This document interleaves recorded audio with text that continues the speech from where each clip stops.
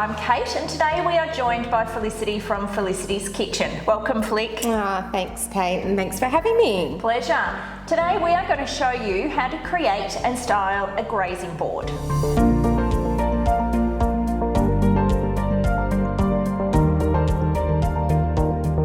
So the grazing board can be either for 2 people or 10 people, depending on how many guests you're going to have.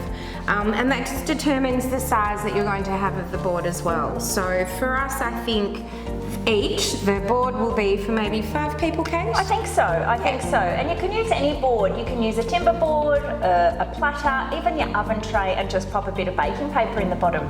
So Flick, we know we eat with our eyes. Oh, absolutely, Kate. And we can make this grazing board look amazing through colour and height and a variety of produce. Today we have got cold meat, cheese, fresh fruit and vegetables, lots of biscuits, breads. Pretty much you can put anything on this board. And what I love as well is the variety of colour that we've got, especially with the dips too. So there's beautiful beetroot and sweet potato dip, and it just gives a different colour to your plain biscuits as well. So we can add height by using breadsticks. You can pop them in a tall glass. You could even put your cucumber and your carrot sticks into a glass as well, just to give a little bit of variation. Your cheese is going to be the hero of your cheese board. Now, you normally would have a soft, a hard, a stinky, and a blue. Now, Flick and I don't like stinky. Oh no, it's certainly not my cup of tea. Mine neither, Flick. So we've got 2 softs here instead today. We have got a triple cream brie, a beautiful camembert, a vintage cheddar, and a creamy blue.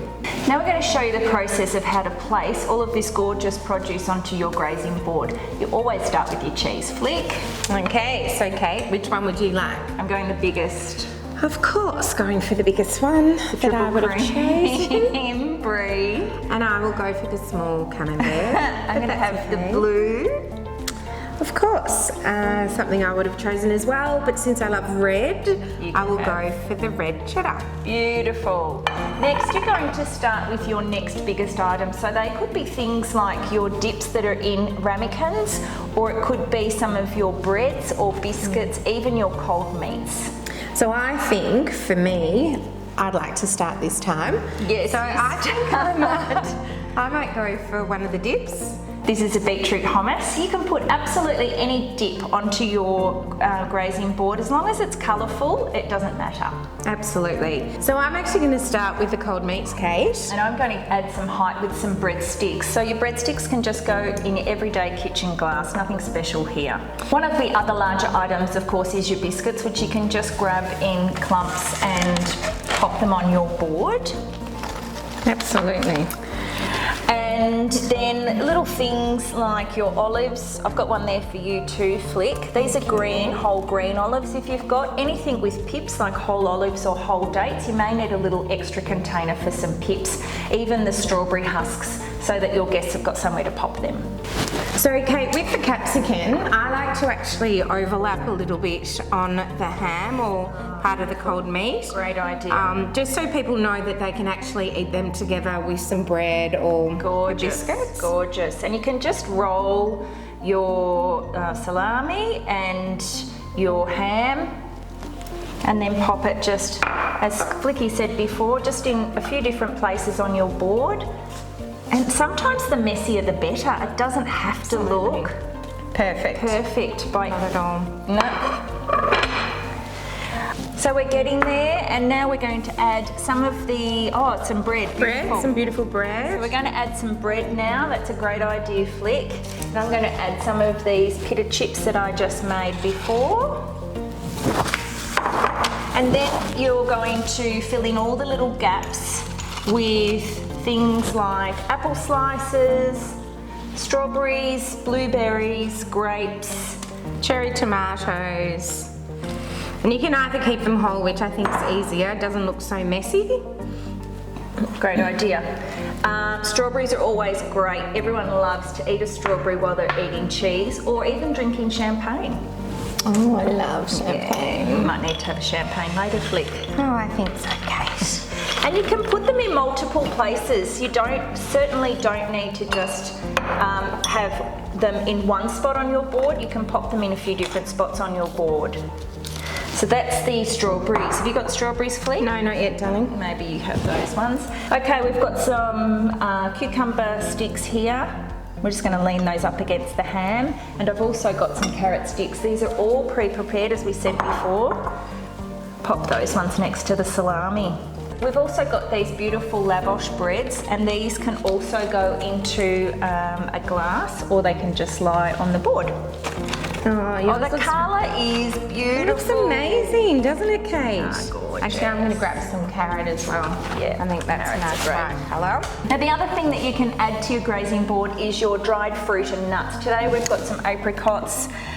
Flick, you've got some beautiful dates. There's figs, cashews, almonds, walnuts, and they are great for the little spot fillers. I'm going to add some apricots. And these are great for colour as well. I think I might grab some bread, please, Flick. Sure, Kate. Thank you. These are great for popping into little spaces. And we've actually got some really nice assorted nuts here.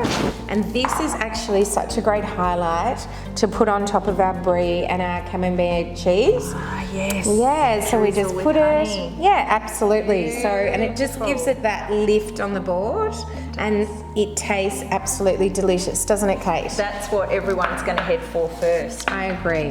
So we've got some blueberries, some strawberries, we've got carrots and cucumber, we've got cold meats, we've got dip, we have got cheese, bread, biscuits, grapes, cherry tomatoes, and some olives. So there's no rules and there's no limit on what you put on your board, as long as it's beautiful, bright and colourful. Isn't that right, Kate? And jam-packed. And absolutely jam-packed. Once you've filled all the spaces on your board, now it's time to add the assorted nuts and some honey. Okay, Kate, you go first and I'll grab the honey. Thank you. So just pop these on top. Oops, some of them just fell off the board, but that's okay. And these you can get anywhere from fruit shops, grocery stores. It's just a really nice mix of assorted nuts. And then you just drizzle the honey. There we go. Absolutely beautiful. The highlight. Delicious. Yours. Thank you. I think we're pretty done here, Flick. I think so too. It looks amazing, Kate. It looks beautiful. Just got a little spot here. I'm going to add some grapes. And we're done. Now we're going to clean up and show you the finished product.